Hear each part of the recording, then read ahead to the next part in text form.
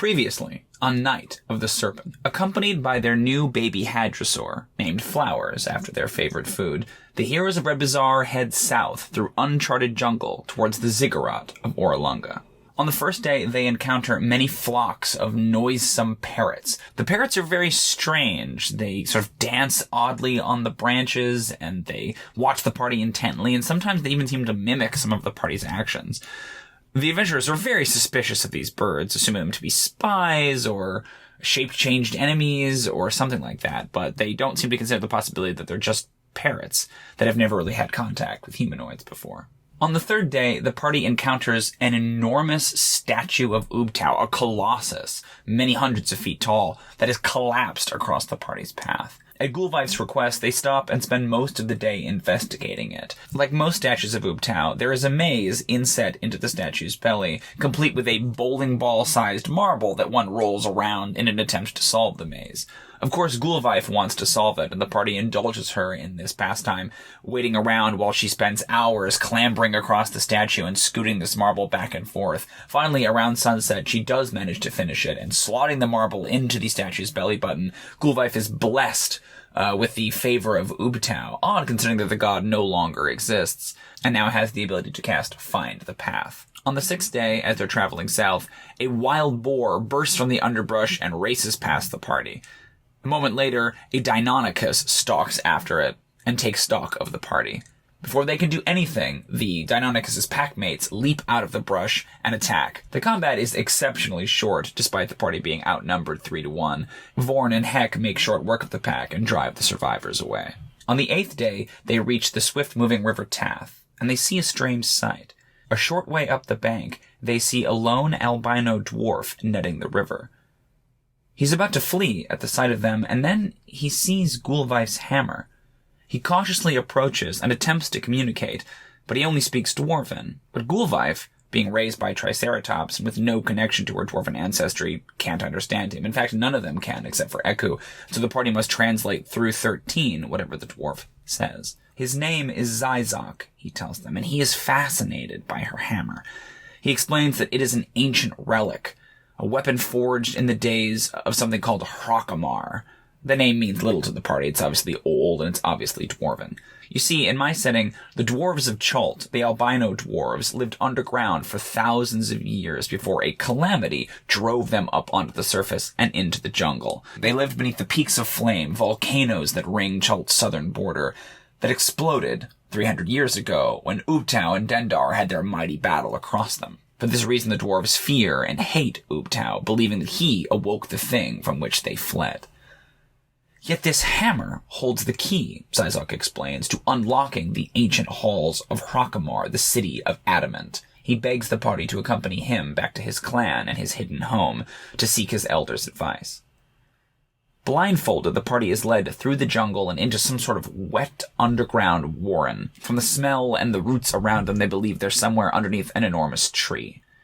There, the clan assembles, and they debate the best way forward. While the party is still blindfolded and unable to see, the dwarves make many offers and entreaties and attempt to convince the heroes to relinquish the hammer. The party is sympathetic to their woes, but unwilling to give up Gûlwyf's most powerful weapon, as they're in the middle of their Dream Plague quest. The dwarves offer several replacement weapons, but Gûlwyf isn't interested. When the dwarves discover that they're headed to Orolunga, their begging becomes all the more urgent, for they believe the city is haunted. Any who go there never return. The last thing they want is for that hammer to disappear beyond the walls. They are ultimately at a stalemate. The dwarves will not take the hammer by force, but nor will the party relinquish it. As such, the dwarves are forced to let the party go, and even offer to guide them to the city, for it is not far away. Along the way, a reluctant Gûlwyf asks Zizok for stories of their ancient people, and he regales her with the tales of Hrakhamar. She, in return, fetches out a block of adamant that they stole from Nanny Poo-Poo's hoard and gives it to him, and the dwarf has a sentimental moment with this unfeeling block of metal, smelling it and tasting it and hefting it in his hands, remembering the ancient glories. After a day's travel through the jungle, the party arrives at Orolunga. Zizok will go no further and hangs back into the brush. The city is old and crumbled, their walls overgrown with vines and greenery, and a heavy mist lays on the scene. After a trepidatious moment, the party enters the city, Hek going first, pushing through the hanging vines that obscure the gate. And when he does, he discovers that he's not standing in a crumbled ruin, but on the main thoroughfare of a vibrant city in full life, in the midst of a raucous festival, as the city would have appeared hundreds of years ago. And that's where we stopped. That's where we ended the session. So how did the session go? Oddly. Not bad. It wasn't a bad session, but it was an odd one. It started with a lot of just overland travel in the beginning. I think the party was kind of suspecting or expecting that something more dramatic would happen when it just didn't, especially with I tried to come up with little descriptors of what the first day is like, what the second day is like as they travel. And the first day I had this idea of all of these parrots, these hundreds of parrots, these flocks of parrots in this particular area. And I wanted them to feel weird and to feel magical and to feel kind of like fantasy parrots. And the party, I think, just misinterpreted that as them being sinister in some way and kept trying to, poke at them and investigate. I want to make sure these parrots aren't doing anything or what's going on with these parrots. I just wanted to show the idea that Chult is this, weird and wild place, and that these are these animals that have never had any contact with humans before because they're so deep in the jungle. But I don't necessarily know that came across. The statue of Ubtao was a big highlight. It's one of my favorite random encounters that the book actually presents. And rather than it just being sort of like a roadside shrine, I had the idea of it being like a massive toppled colossus. It was nice for Gûlwyf. This is a very Gûlwyf heavy episode, but it was nice to have Gûlwyf have a moment to connect with their faith. We know that Gûlwyf follows Ubtao, this dead god, but there isn't really a lot of day-to-day evidence of that. So this was a nice example of Gûlwyf getting to interact with her faith in a more active way. The Deinonychus encounter, I thought, was a huge disappointment. This is this weird thing about the way the Hexcrawl is designed, is that the party every day is fresh, and there's a chance they might get 3 encounters, but more than less likely they're going to get 1, maybe 2 encounters per day.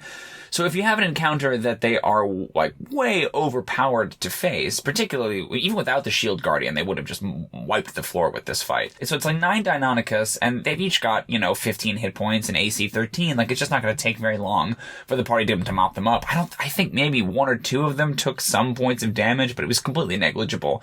And it just feels like at that point, if you're going to put these random encounters in the game, and then still have it be a day-by-day hex crawl, it's just a waste of time. It's not challenging, it's not interesting, and that's partially a failure on my part to not really apply my verb principle, but I don't know. I'm gonna have to be more careful when I'm doing my random encounters. Maybe they could see some Deinonychus and move past them rather than being attacked by them. I like the idea of the Deinonychus seeing the boar and changing targets, but it wasn't meaningful in any real way. And then the primary thrust of the adventure were the dwarves, the albino dwarves that they encountered.